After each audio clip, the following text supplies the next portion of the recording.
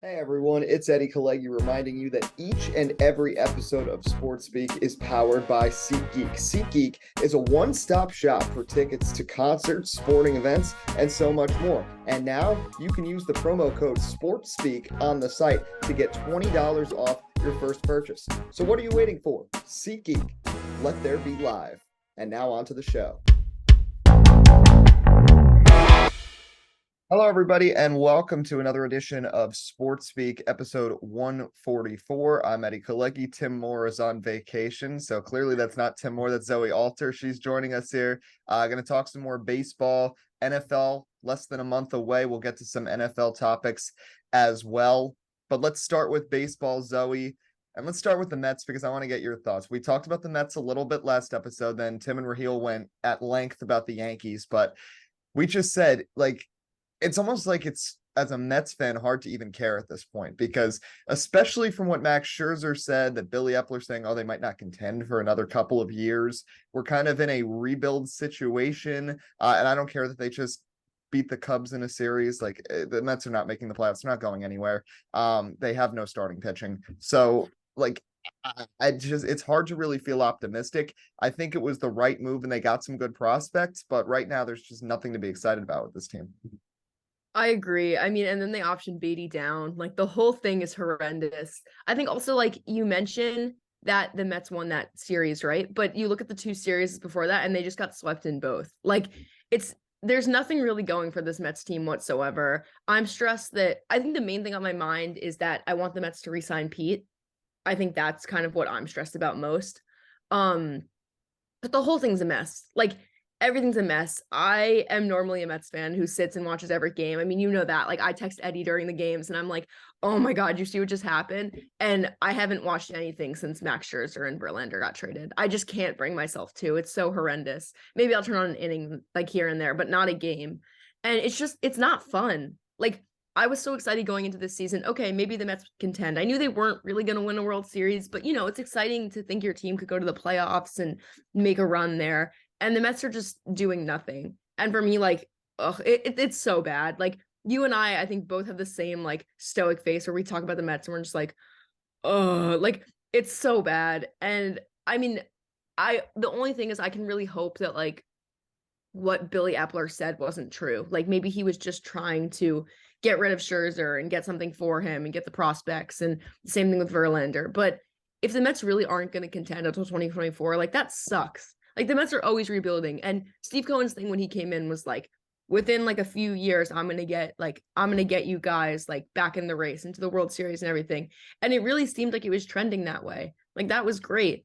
And now it seems like it's very much, I mean, obviously it's not back to square one, but in terms of starting pitching, it's back to square one. Because I mean, Senga's great and I love Senga, but he's not your ace. Like he cannot be your ace. This is his first year in the league. Like that can't happen.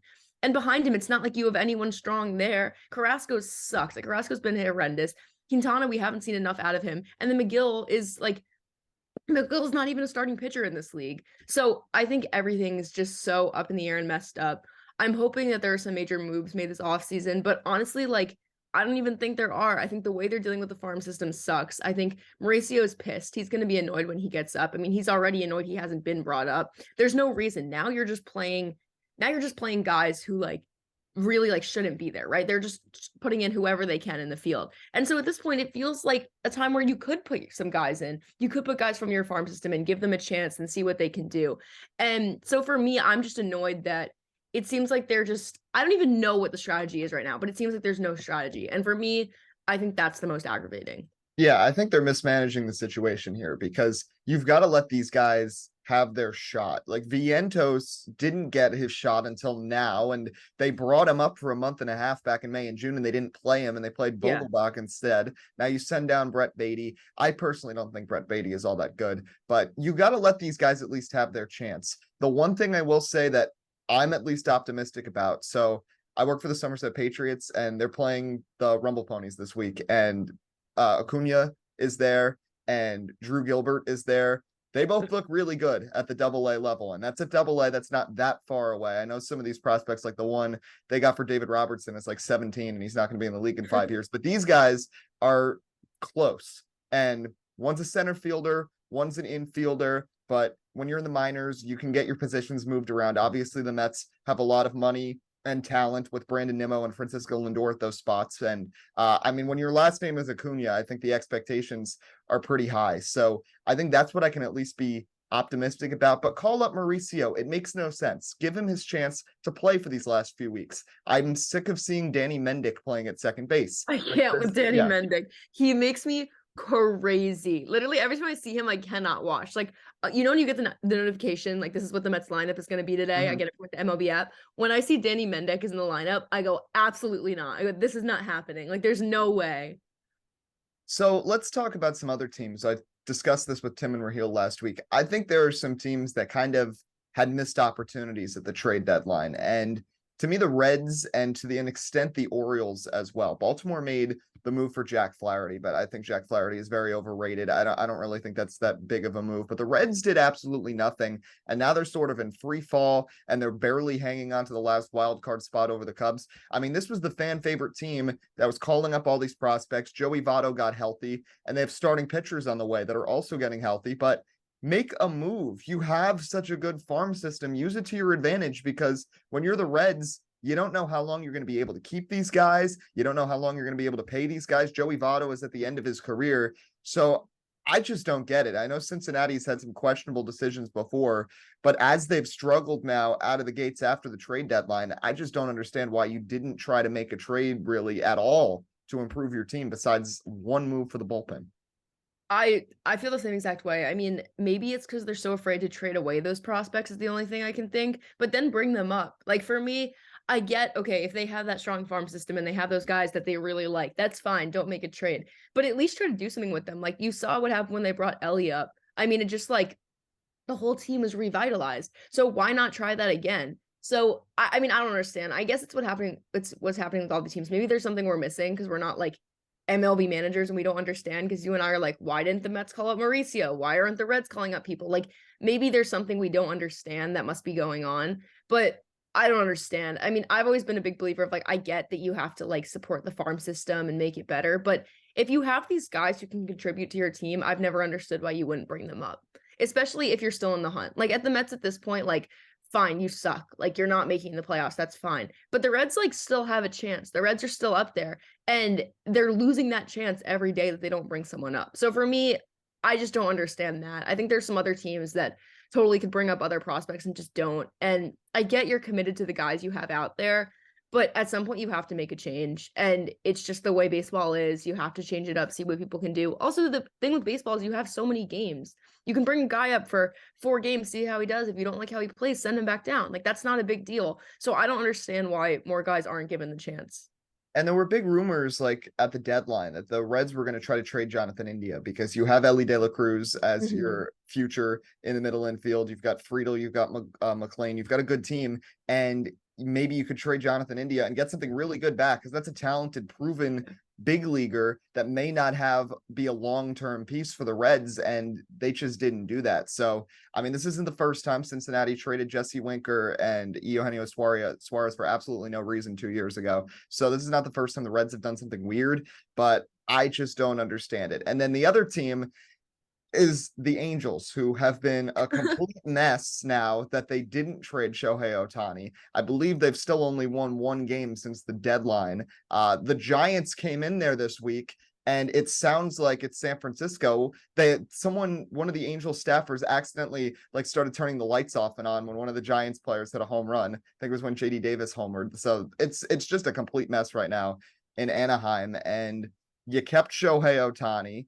Now you're not going anywhere, which is going to make Ohtani even less willing to sign there in free agency. And now if he leaves, you get absolutely nothing in return for him besides some space in the wallet. So like it doesn't make much sense because I know there were teams that were probably interested that may have jumped at the chance. So and the Angels also made the decision a few days before the deadline to keep Ohtani. Like there were so many rumors, and then like 5-6 days before they said, nope, we're all in, we're keeping Shohei Ohtani, and they've been arguably the worst team in baseball since then. So it's just really disappointing to see this for this team, but like I think they missed their chance, and I think they're going to pay for it because Ohtani's going to leave, and now they're going to get nothing in return.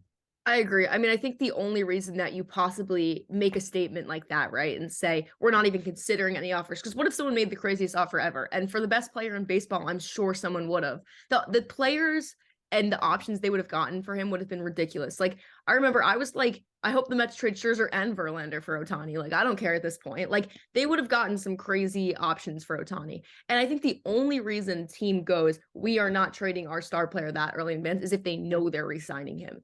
And I will tell you, I do not think Ohtani's re-signing with the Angels. I don't think he's that happy there. I get it. He's playing great baseball, but I believe that he could play baseball like that anywhere. I mean, he's doing it in away games. It's not like he's only doing it at home games. And clearly you said the home games don't really feel like home games anymore. So I don't see the Angels re-signing him whatsoever. There's so many players, like they also, Mike Trout, like the whole thing, like it's just not working. You can't have, at one point, arguably, like obviously Mike Trout was the best. Like you can't have two of the best players in baseball and not go anywhere. Like clearly something's not working and it's the organization. And so I don't think there's any way Ohtani stays. Like I don't understand what the Angels could give him to make him stay, right? So the Angels, as you said, are going to get nothing for him. And that just seems stupid because the amount of things they could have gotten for him. Like I was almost nervous because obviously you and I wanted the Mets to get Ohtani. Like we were talking about that. We're like, oh yeah, that'd be great. But I was also nervous that what are the Mets going to give away to possibly get Ohtani? I mean, to get a guy like that, you have to give away basically your entire farm system, or you have to give away multiple stars. Like Ohtani is an ace pitcher and he's the best hitter on your team, right? So you at least have to give up one of those to get Ohtani back. And so I think it's a stressful situation for a team who's trading for him because obviously you're giving away so much. And for the Angels, I think it just sucks. Like I get they're paying him, but at least get someone who could help for your future out of it. Because right now, Ohtani's the only thing keeping their team somewhat afloat. And once he leaves, they're screwed. So don't you want someone for the future? Or at least farm system prospects? Like, I get it. They did a great thing. They landed Ohtani when they could. But now the Ohtani era is coming to an end there. And so I don't understand what their plan B is because it seems like it's Shohei or bust. And right now it's busting. Yeah, and like think about where the market is too. Like last year, Juan Soto, the Nationals did get a lot back for him, and Soto's been good for the Padres, not great, but Washington did good. They bolstered that rotation. You bring in CJ Abrams as well. And for Soto, you didn't get these prospects that are 2-3 years away. You had guys that were either already in the majors or were right on the cusp of getting called up. And for Ohtani, you're going to get the same package because it's basically Juan Soto and Garrett Cole thrown into one player because he's your number one starter and the best hitter on your team. So missed opportunities across the board at the deadline for many teams, but others definitely capitalized. And it'll be interesting to see how Major League Baseball finishes out these last few weeks. NL wildcard battle is going to be very interesting. There's a lot of teams, fun. Yeah, still in the mix, and the Mets are not one of them. But let's go to the NFL. Couple of stories I wanted to get to.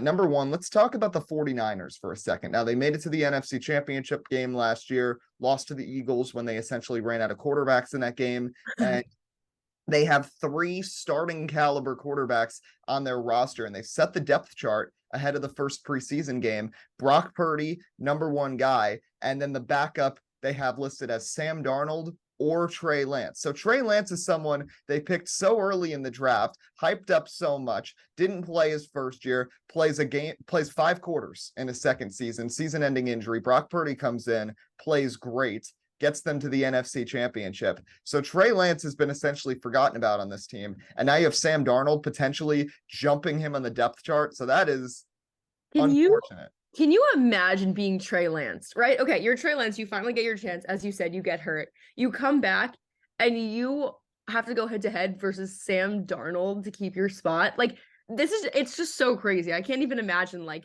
how that must feel for him because that probably sucks. That definitely is like an ego destroyer. I think Brock Purdy, as he showed last year, did earn that starting spot. Like, I don't think there's any doubt as regards to that. Brock Purdy played great. He stepped up when he needed to. And honestly, like, he became the 49ers QB. Like, I don't think anyone would argue about that. Everyone knew him. Everyone knew what he could do, could play great. And so I think I don't have any problem with that. I think 100% you give him a chance. I think as regards to the number 2 position, they battle out in training camp. I mean, is there something that I'm missing? Like, has Trey Lance like been bad? Like, I don't understand. I can't fathom a scenario in which Sam Darnold's better than Trey Lance. Yeah, and that's the whole thing too. Like, my argument here is I don't know if Trey Lance has gotten his fair shot because his rookie season, they brought him in like special wildcat packages, Yep. option plays because Jimmy G was not a mobile QB. All he did last year, he started a game that was in the pouring rain in Chicago, and then he got hurt in the first quarter of week 2. So he's barely played as a starting quarterback in good weather. So there's just not really much of a sample size. I also think there's a consideration here because remember, he went to the same college as Carson Wentz, North Dakota State. Easton Stick also came out of there. So there are 3 guys who have played in the NFL over the last few years, but none of them have panned out. This school is not even FBS. I'm starting to wonder if North Dakota State just gets way too much hype. And I mean, Trey Lance didn't even play that much his last year in college either. He just hasn't played the position that much. So there's just not much to base it off of. But when you're San Francisco, why I do side with them sticking with Purdy is this. The Niners, like it or not, because their quarterback situation has been chaotic, really ever since they had Colin Kaepernick. They have had no stability at the quarterback position over the last 10 years, but they're consistently good. Besides the Packers, they've been the most consistent team in Their the NFC. defense, it's the defense is so good that the defense carries everything. And so honestly, it gets to the point like offense, like we've learned in the NFL, defense wins championships, right? Defense wins Super Bowls. So if their defense is so good, that'll carry them most places. You don't need the best quarterback in the league. You don't need a Patrick Mahomes on the other side. You just need a guy who can score. And so that's what Brock Purdy did. I don't know if Brock Purdy necessarily like put Brock Purdy on any other team or other teams that have like an established quarterback. I don't necessarily think that he would be the starter over them, but I think in this role that he was put into, he was able to score and he was able to do things like that. And also you have weapons. The 49ers put weapons around him that he's able to do that. You just need a QB who can step in and someone who can throw the ball and who's comfortable throwing the ball. And that's really all you need. And so I think the 49ers QB situation looks a lot different than most teams' QB situation because the 49ers have this unique like plug and play QB thing where you can put anyone in there and the offense can still work. So I think for them, it's not even as important who's at QB. I just think you need someone at QB who's willing to stand in there, make the throws, get hit, and just like play the game. That's all you really need. As for Trey Lance, like I agree the same thing. Like I think he needs more reps, but also where is he going to get those reps? Because that's not coming in San Francisco because you have Brock Purdy and he got you so far last year. He beat Tom Brady in a playoff game. He destroyed Seattle in a playoff game, and probably I don't think they would have beaten the Eagles, but they were going to be competitive with Philadelphia in that game before he got hurt. And he proved himself as a rookie coming into the year, 3rd on the depth chart, and he makes this run and is so strong. And yeah, the defense helped carry them, but that brings up another point here too. The NFC is weak. It was weak last year. I'd argue it's even weaker this year. So the Niners, despite the quarterback flux, still have the chance to contend for a conference championship. And who gives you the best shot to do that? A quarterback who's barely played or a quarterback who's already won 2 playoff games in his rookie year? Obviously, you'll go with Brock Purdy. So for Trey Lance, I just don't see a pathway for him right now unless Purdy gets hurt again. I don't think he's had his fair shot to really assess his value as a starting quarterback. But unfortunately for Trey Lance, despite all of the quarterback turnover in San Francisco, I don't really think this is the place for him to shine. And I think at some point he's going to have to look elsewhere. But right now, stuck on that rookie contract, and they don't want to move him. So Trey Lance is kind of just stuck. And unfortunately, he could end up as the 3rd string quarterback on this team.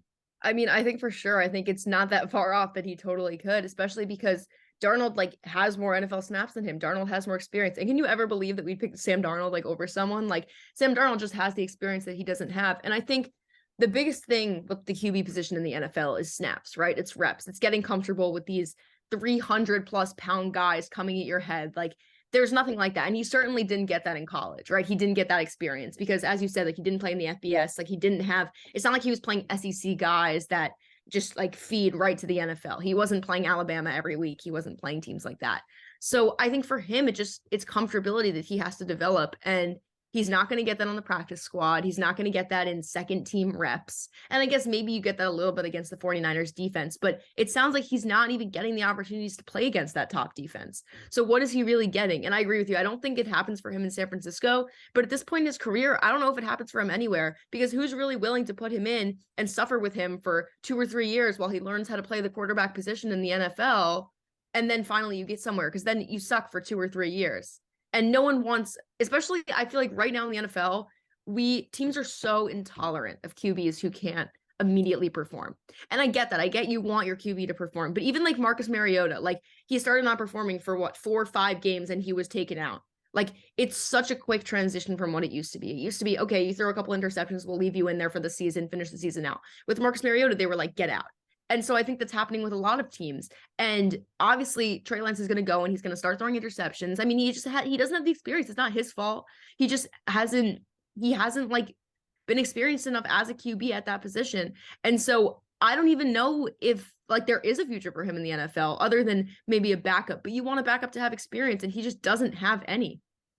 Now, there's one exception to what you said about teams, not having short leashes with quarterbacks. The Green Bay Packers, because they've clearly given the reins to someone who's barely played over the last That's 3 true. years, did not play that well in his senior year of college, and now replaces Aaron Rodgers. And this is a team that has had 2 generational Hall of Fame quarterbacks over the last 30 years. And now you go to Jordan Love, who is not really proven, but is going to get the full shot this season. And again, the fortunate thing is that the NFC is not all that good. They still have a lot of the same pieces that they had from last year, which was a decent team. They just couldn't really put it together late in the season as the season went on, and they lost some games that they probably should have won. But the defense is still pretty good. The receiving core is young, but now more experienced with Christian Watson, especially kind of rising to the occasion last year. But right now for the Packers, where do you see the direction of this team? How good do you think Jordan Love could be? And looking at the rest of the division, I mean, Minnesota won a bunch of games last year. They had that horrible scoring margin because the 4 losses were all blowouts and other wins were close games. Your Lions are they're on the up. As long as there's no more receivers that are gambling on games, you're on the up. And then the Bears are still pretty bad, I think. So where do you see the Packers fitting in here in the North? I mean, obviously, like I'm biased against the Packers, and I've lived my whole life hoping for the Packers to be bad. Like I think as a Lions fan, especially as a Lions fan a team that's always at the bottom, you always look at the top of the division. Okay, who's the mark to beat? And for the Lions, it's always been the Packers. It's always been Aaron Rodgers and the Packers. Every year they're contenders. Every year they win the NFC North. Every year they go far. And like so I think for me, like that mark has always been the Packers. And so it's really exciting right now to see the Packers kind of stooping and like not at that top mark. I don't think Jordan Love's the answer. I just don't see a world in which he can be. I agree he's not experienced enough. I haven't seen the play out of him that you would want from your franchise QB. And I think it's really mind-boggling how the Packers are all in on him. Because what do they possibly see in him to think that he's their next Aaron Rodgers, he's their next Brett Favre? Because he's not in Aaron Rodgers or Brett Favre. And so for me, I think that's the biggest thing. And maybe he will become one. And I get you have Christian Watson, like you said. Christian Watson's great. He's so fun to watch. But Christian Watson, you need a QB who can throw to him. And is Jordan Love gonna make those throws? Is he gonna make those reads? And I think Aaron Rodgers, the way he played was very like IQ. Like he had an incredible football IQ. I will give that to him. He was the king of hurry up plays, hurry up defense, hurry up offense, catching another guy on the field. And I get that Jordan Love learned from him, but I don't think Jordan Love necessarily has those same tendencies that Aaron Rodgers has had playing in so many important games for so many years.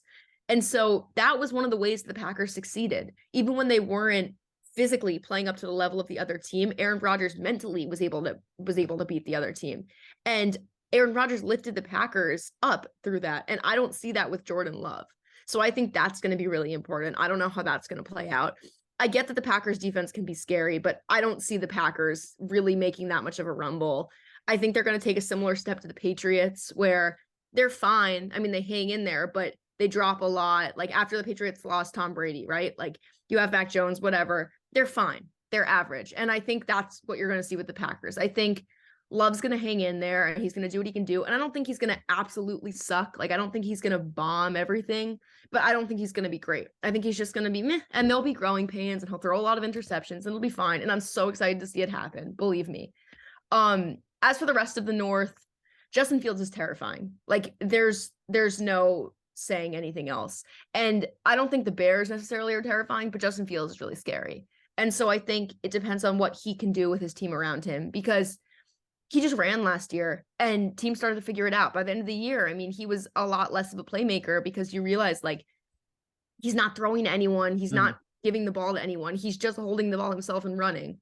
And eventually you're going to figure that out. So I think unless the Bears have magically drafted up a different scheme for this year, then it's going to look a lot similar. So I think the Bears and the Packers are going to compete for bottom of the division. I think as regards to the Vikings, they're terrifying. There's no saying any other way. I think the Lions hopefully give the Vikings a run for their money, but right now I don't agree with the people saying the Lions are favorites like in the NFC North. I think it's the Vikings all the way. I mean, Kirk Cousins is playing arguably the best football we've ever seen out of him. He had a fantastic season, and I get they've had those blowout games and I get they've won those close games, but they're just going to keep getting better. Justin Jefferson is the best receiver in this league. There's no saying otherwise. He's so dangerous. And when you put a combination like that out there, I really don't see how a team can guard him. I mean, teams put 3 guys on Justin Jefferson and he still makes the play. So, I mean, and Kirk and him have the relationship where Kirk could just throw it up and trust him. So unless Kirk miraculously starts making bad decisions, I don't see this Vikings team not improving. And so I think it's going to be between the Lions and the Vikings, but I think the Vikings take the division and hopefully the Lions get a wild card spot.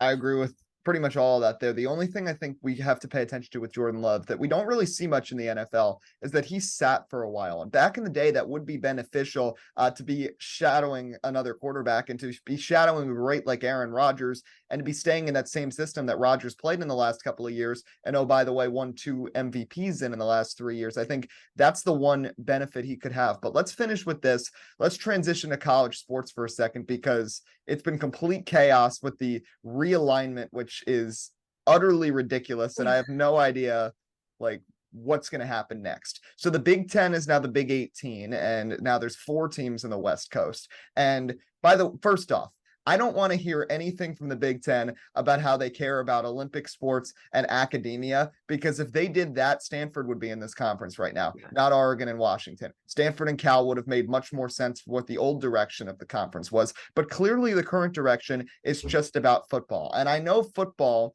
is the thing that drives the money and probably should have the most say because it's bringing the most money in for these schools. But my problem for the Olympic sports is what impact this is going to have on the athletes. And I think basketball is going to be fine because you hear about these teams. I mean, they're playing in the Bahamas, they're playing all over the country at the beginning of the season, and they travel a lot. They're already used to that. Rutgers right now is in Senegal right now on like a travel tour to Africa and Greece. Like these teams already travel. But what about soccer and baseball and lacrosse? The Big 10, I think, is going to be in for some big trouble here with those teams because UCLA, USC, Washington, they all have programs in that. So now you're going to have these situations where lacrosse teams and soccer teams are going to have to travel this much, and they're not used to that. They only play a couple of games a week. Sometimes lacrosse only plays once a week. I think those sports are really going to be hindered. And for the Big 10, who, first of all, their football product is scrutinized a lot because of how bad a lot of the offenses are. We both know that with both of our schools. The basketball teams can't compete in March Madness typically. I mean, Purdue gets upset every year. It's hard to see a team besides Michigan State go on a deep run. Purdue, Indiana, Michigan, they often get toppled early in the tournament, and the Big 10 can't stack up against other teams. Their saving grace has been the Olympic sports, but now with all of this extra travel, having to play soccer games at UCLA every single season, and it's not like, oh, by the way, you can avoid playing these teams every single year. That's not the case in this because in Olympic sports, not every Big 10 team has a program. So you play everybody. Lacrosse only has 6 teams. That's going to expand with the West Coast. Soccer doesn't have the full conference. That's going to expand with the West Coast. And now you're going to have to play these teams pretty much every single year. So this added travel, I think, is going to hurt these teams in the long run and maybe tire them out before the national tournaments, which is the Big 10's real shot to really contend on a national stage. So while it makes sense financially and it's just going to keep happening, and the Pac-12 is dead, and I think the ACC is going to be dead very soon too, it's just unfortunate because this is going to have, to me, real negative ramifications on athletes and the overall performance of these Olympic sports teams that do matter. I absolutely agree with you. I mean, I've been upset since the UCLA USC thing was released. I was like, no, this can't happen.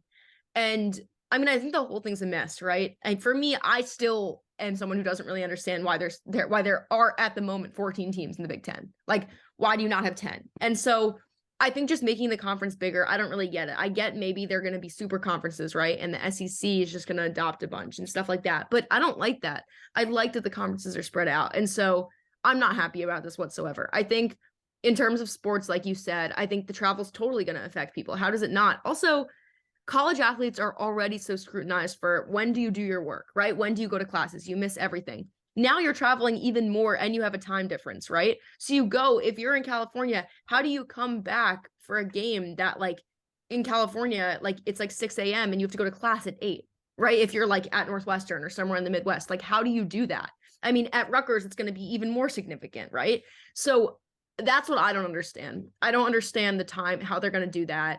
I agree with you. I think by the end of the year, they're going to be exhausted. And these other athletes are more conditioned to do that. And maybe it'll help them in the pro leagues, right? Because like if someone goes to the NFL, they're used to traveling across the country like that. But even the NFL, like gets a week. Like it's not going to be the same. The NFL doesn't have to, players in the NFL don't have to go home and go to class, you know? So I think for me, I just feel for the athletes. I think that's the biggest thing. Like you see these student athletes who walk around school and you know they're students too. You know, they just want to hang out and like be a person. And so I think that's the hardest part is that there's all this thrown on them just for a money angle. That's going to suck. Also, not to mention, we know, you and I both know, as you said, Big Ten teams don't always succeed, right? Big Ten teams a lot of times have issues in succeeding in the tournaments and succeeding in when it gets to the end of the year.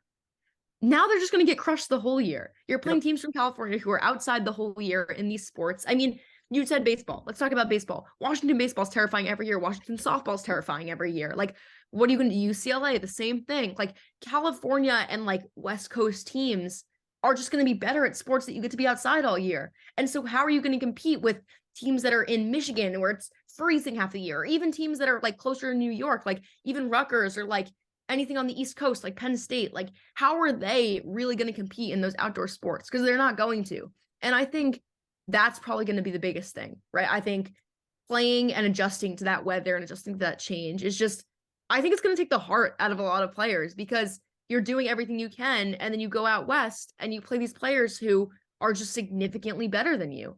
And I think to me, like that's the biggest deal. Also, those players are going to draw. Some players from California right now don't go to those schools because they don't want to be in the Pac-12, so they go to the Big Ten. What's going to happen now when they go to the schools they want to go to on the West Coast, and all the teams that aren't on the West Coast lose all those players? I think the whole thing's going to be like a complete mess. I'm so not excited for it. I'm almost glad that you and I are going to be basically out of college by the time everything gets changed because I don't have to deal with it as much anymore.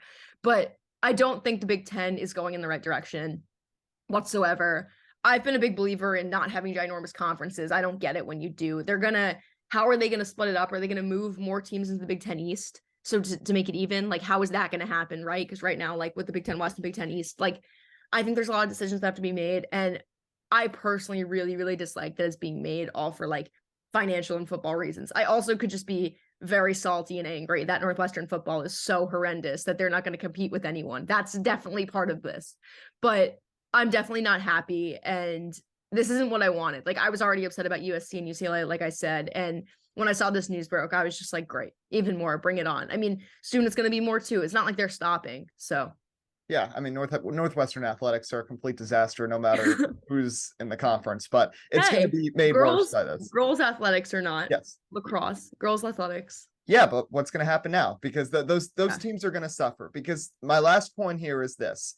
We know, I'll just put it out there, a lot of football players aren't going to class because more football players, I think there's a higher chance that you can make a career out of football from college to the professional level. Lacrosse players, there's less opportunities professionally, number one. Number two, you're just not going to get paid as much. So a lot of these players have backup plans in school. And you mentioned how these West Coast trips that are going to be happening all the time now and all of this travel, you're not going to be in class as much. These players that are really banking on that college degree for what's going to happen after they graduate, they're missing out on valuable class time and they're not really going to be able to focus as much on that. So again, these are student athletes. I know they're getting paid. I know there's so much money in this sport, but the system we have they are in college. They're trying to get a degree while they're also playing a sport, which is a crazy system to begin with, but it's what we have. And this is really, to me, going to hurt that. And it's not just stopping with this. There's going to be much more. And the ACC is not that good of a TV deal right now. And I think very soon we're going to see teams move into the SEC, and maybe some of the Northern ACC teams join the Big Ten as well. But that's going to do it here for this episode of Sports Speak, again powered by SeatGeek. Promo code SportsSpeak, $20 off your first purchase. Appreciate Zoe Alter joining us. Our fantasy football draft is in just a couple of weeks. We'll be live streaming it, so that's going to be a lot of fun. Stay tuned for that. Tim Moore will be back next week. We'll be diving more into the NFL. We're going to be talking about the Washington Commanders. We have a guest to talk about the Commanders because Tim is not too high on that team. We'll discuss it on our next episode, but stay tuned for that. Until next time, I'm Eddie Kalegi signing off of Sports Speak. Enjoy the rest of your week.